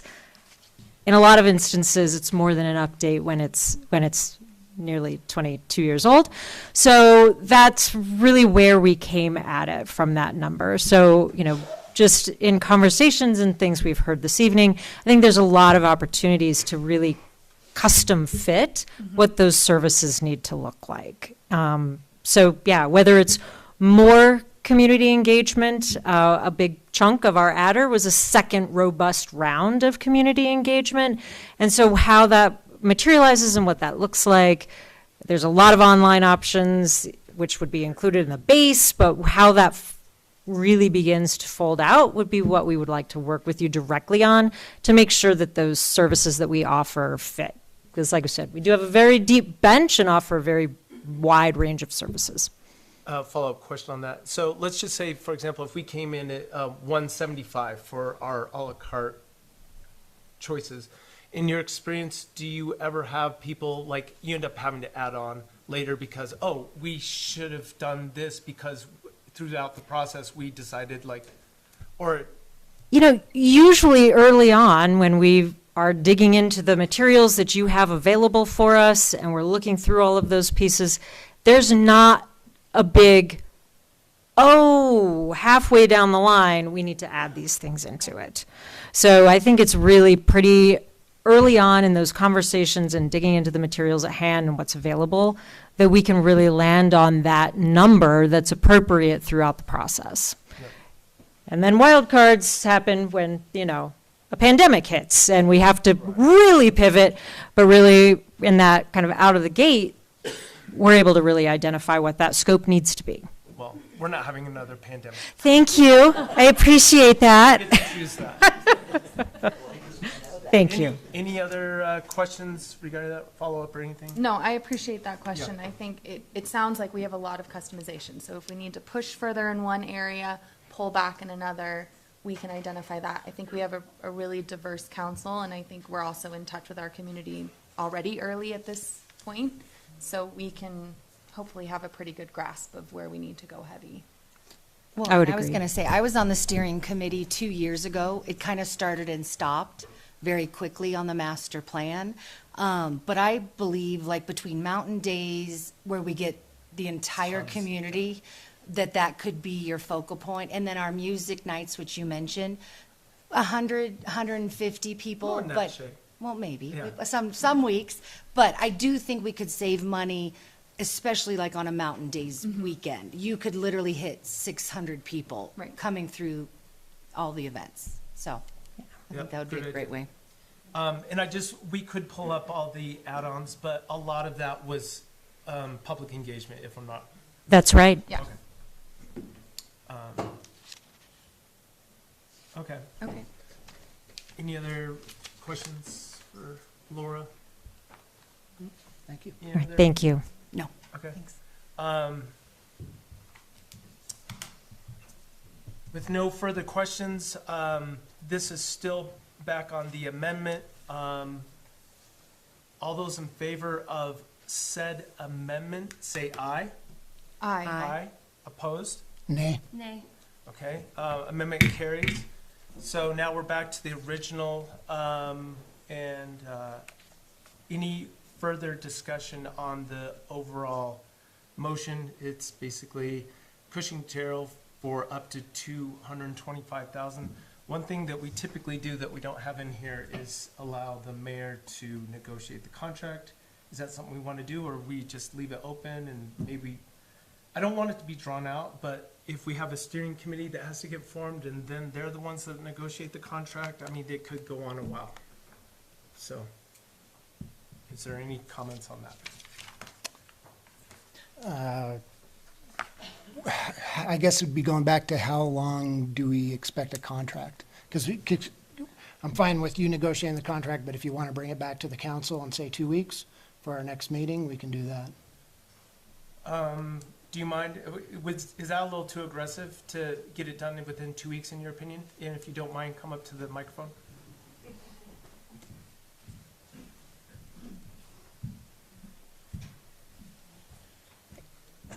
I think there's a couple of approaches. I think there's that ability to identify a top set number that council is, comfortable with, and then we can work within that to have a high level approach of what those services are.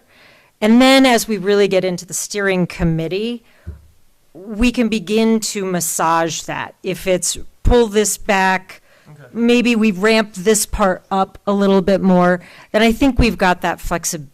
I would be comfortable with that approach, keeping in mind that there's that top set. Right.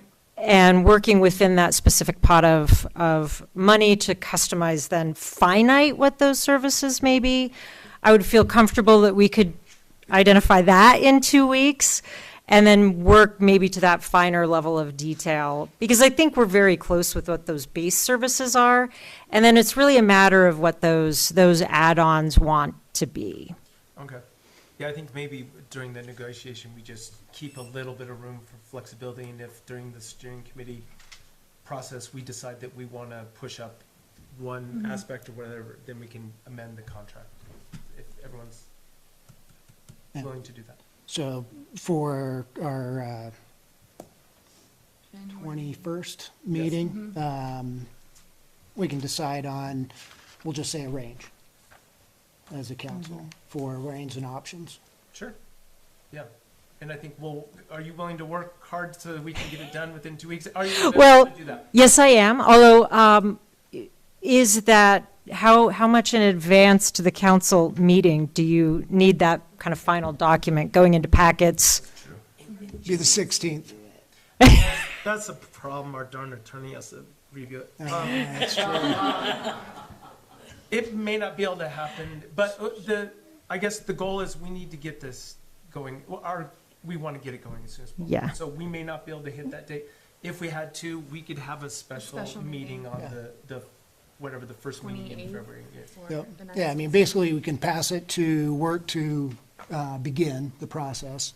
And then for our February 1, 2, 3, 3rd, 4th, February 4th meeting, we can approve Yeah, the budget, actually. sure.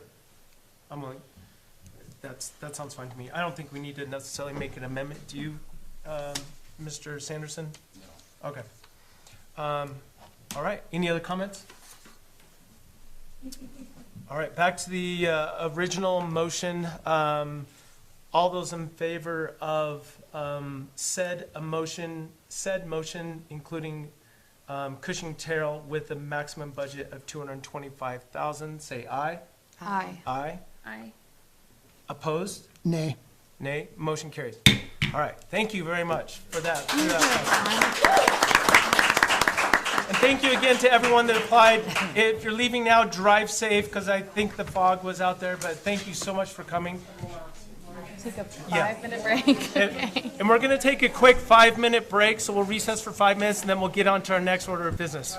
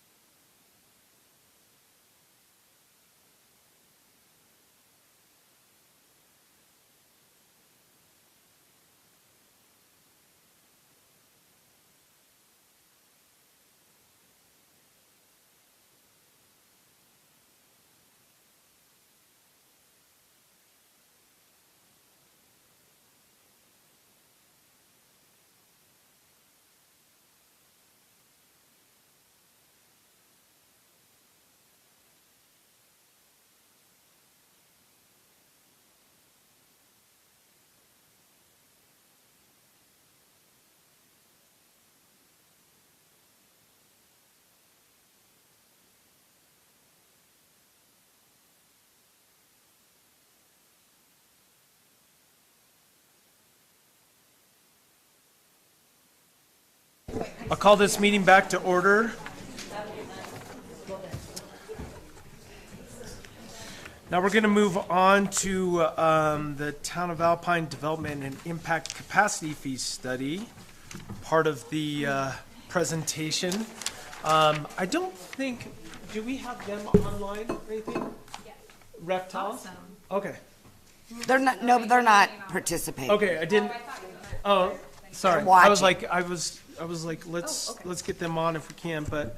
They're so- watching from home. Oh, they're watching from home. Okay, well, I'm sure they'll email us or tell us if there's anything they would like to add. So, since they're not here, we will just move right into Sunrise Engineering. And thank you again for coming, yes. Do you have a presentation you'd like? There wasn't supposed to be a presentation. Okay, since They we've did a already done that. submittal, yeah. Okay. So I'm sorry.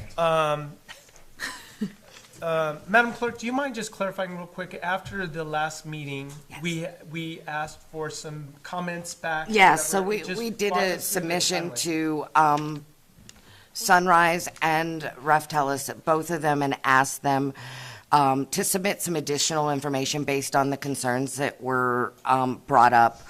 There was some, I think, perceived imbalances between what was in the original proposal. So you have those submittals. For budget, yeah. Okay. Okay. I think the best thing to do is just get it on the table and then we can ask questions when that comes. I would entertain a motion.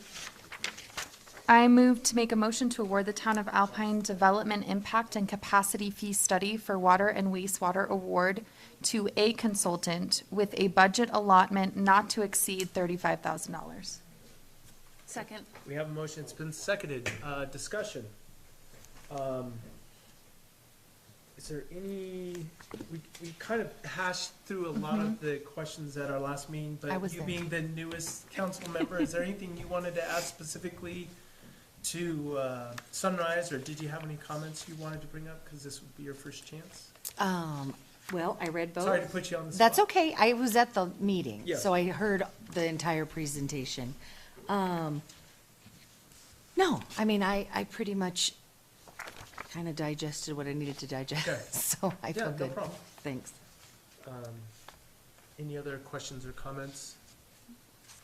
We could, I don't, thanks for the follow-up on both Sunrise and Ref-Telus. Everything, I mean, both of you are right in there for the most part. One at 32,805, one at 32,5. I don't have any specific questions other than just who I feel Yep. comfortable on this decision. Sure. I guess the only clarification I wanted, if you don't mind, Robert, so after the last meeting, we kind of reached, or we wanted, if you don't mind turning that on, that big button, there you go, thank you. After the last meeting, we kind of requested some more information on, it was, if I'm not mistaken, we were asking specifically, like, help us with the financial plan. And I saw your submission, but will you just walk us through what would differentiate you from Ref-Telus, and how would you be able to support that financial plan that we're looking for? Yeah, you bet. So, and I'm not sure, I haven't seen their submittals, Sure. so I don't know how we would be different from them, but I can tell you what our approach would be. First of all, we're working on the Water Master Plan. That's the study that's funded by the Wyoming Water Development Commission. Part of that master plan is to do a 30-year projection of growth, water demand, and then operation and maintenance budget. And then also, of course, included in that plan will be a list of projects that are needed to accommodate growth. And so that component of a 30-year projection of a financial plan is basically included in the Water Master Plan. It also includes that component of funding.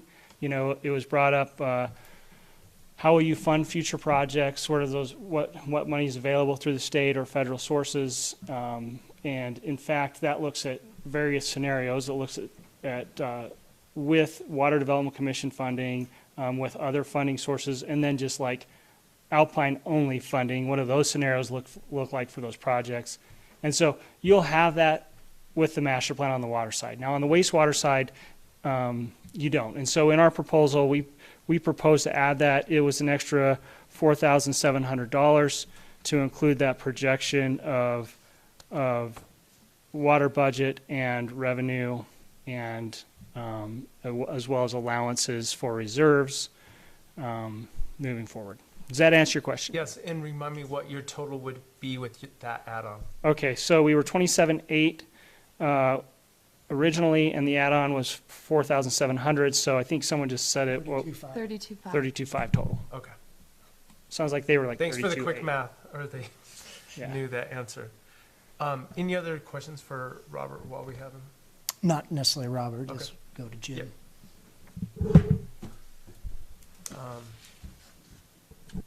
Thank you. Go ahead with your question. I'd just be curious on council's thoughts where we're at nationally. I know there's litigation going on with impact fee studies. I know there's regional litigation going on. Just as far as the overall, Exposure we may have? yeah, I mean, where, Can you also turn on your microphone when you do choose to speak? But what, you're asking me to predict what we would do on that? Or? no, more just one, what the climate is right now, and, you know, what kind of future do you see with impact fee studies from what current decisions have been made within the courts?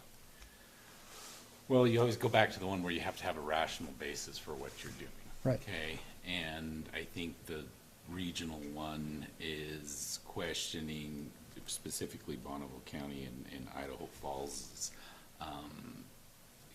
It didn't seem that there was a rational basis to what they were collecting. So as long as it's just basically your math teacher problem here. Show your work. And it has to be connected to whatever the fee is that you're going to start implementing, and showing why that fee is reasonable according to your mathematical formula or whatever other reasons that you've come up with it. Does that make sense? Yep. So, but like I said, I think Idaho Falls, I don't know the complete details other than kind of what I read in different articles on it, but it just didn't seem that they showed their work. Okay, so. Okay. Okay, thanks, Jim. But I mean, add to that, there's all kinds of regions in the area that do impact fees that they may get challenged, but they haven't gone very far. Right. Because they've learned the lesson, so. Hopefully we can learn those lessons. Thank you. Any other discussion points or comments you'd like to make before we take a vote? I think we're going to have to make an amendment to the original motion. I guess I'd like to get a feel for which way people are leaning before we make an amendment. So, do you mind starting? Not at all. Larson? So both, like I say, are coming in, one at 32.5, one at 32.805. I was impressed with Reftelis's updated applications that they did for Jackson, Casper, Rollins, maybe? Anyway, going through that. However, for me, at the end of the day, we've worked with Sunrise. Sunrise is local,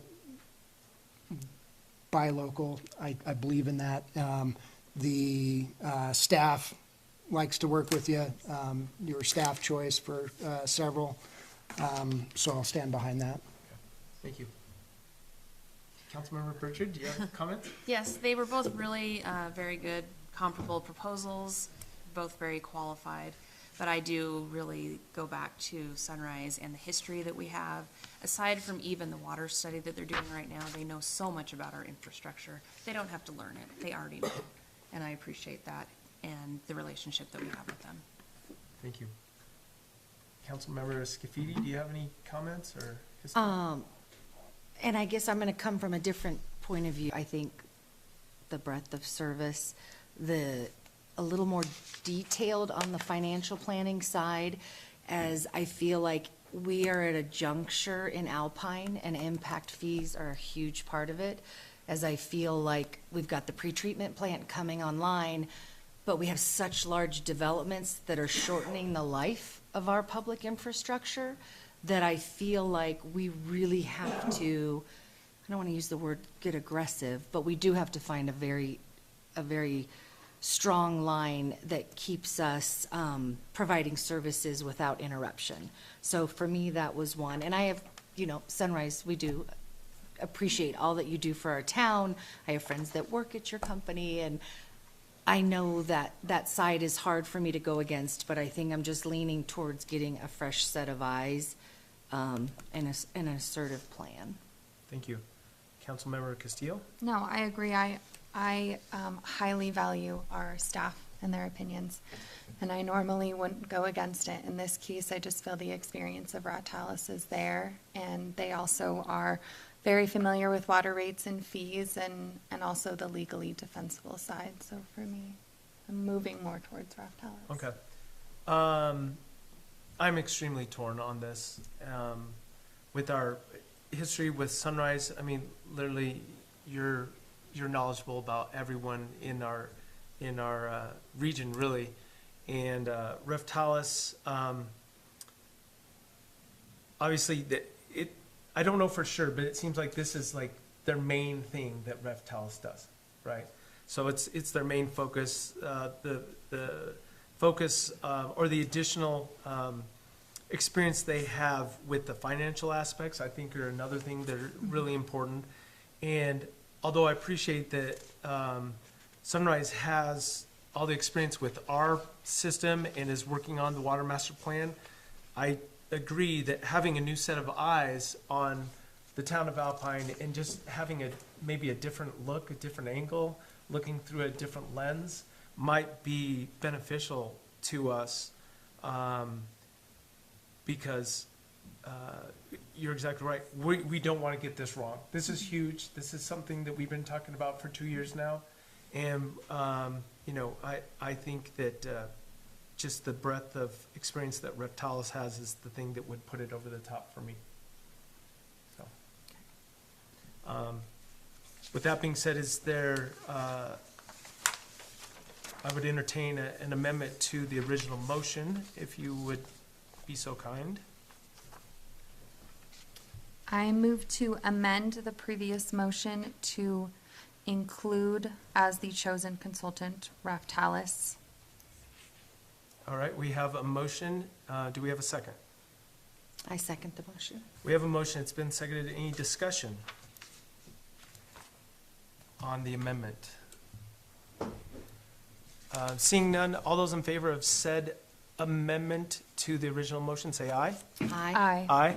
Opposed? Nay. Nay.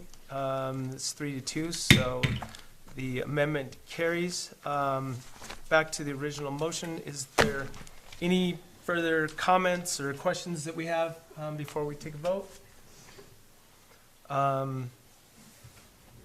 Seeing none, all those in favor of the Town of Alpine Development and Impact Fee Study for water and wastewater award to Rattalis Consulting.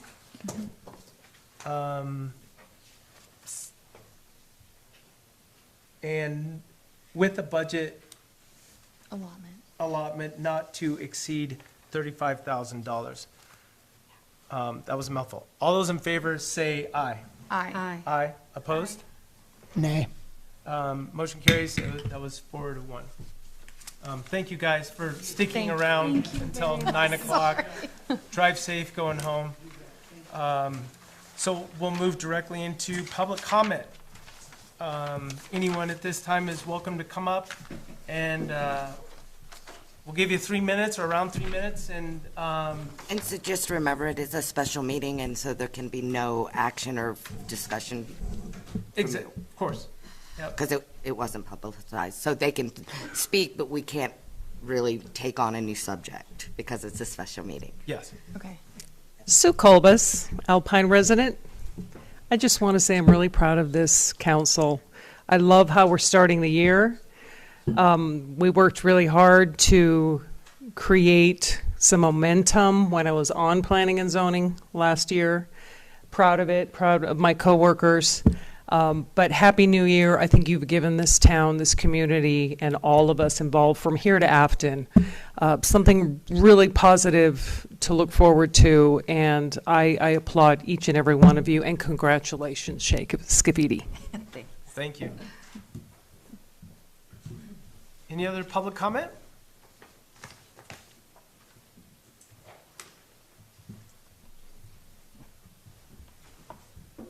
Hello, everybody.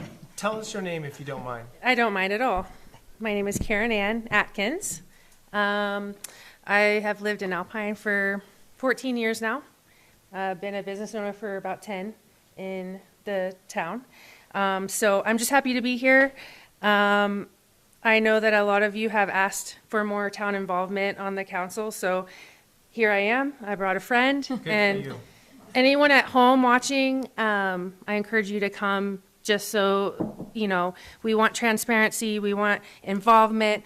I loved hearing all of the, they've left, but all of the master plan people speak, and because they all touched on community involvement and really getting out there and finding out what the town wants. And so I just appreciate that because, you know, our voice matters, and I feel like the more people that come that sitting at home, or, you know, if you hear something that sparks your interest or your passion, just show up to make comment. And so thank you. And then I look forward to the next meeting. Yeah, thank you, Karen Ann. Any other public comments? Well, thank you so much. Appreciate it. At this point, I would entertain a motion to go into executive session. So moved. We have a motion. Do we have a second? Second. All those in favor of going into executive session, say aye. Aye. Aye. Thank you, everybody.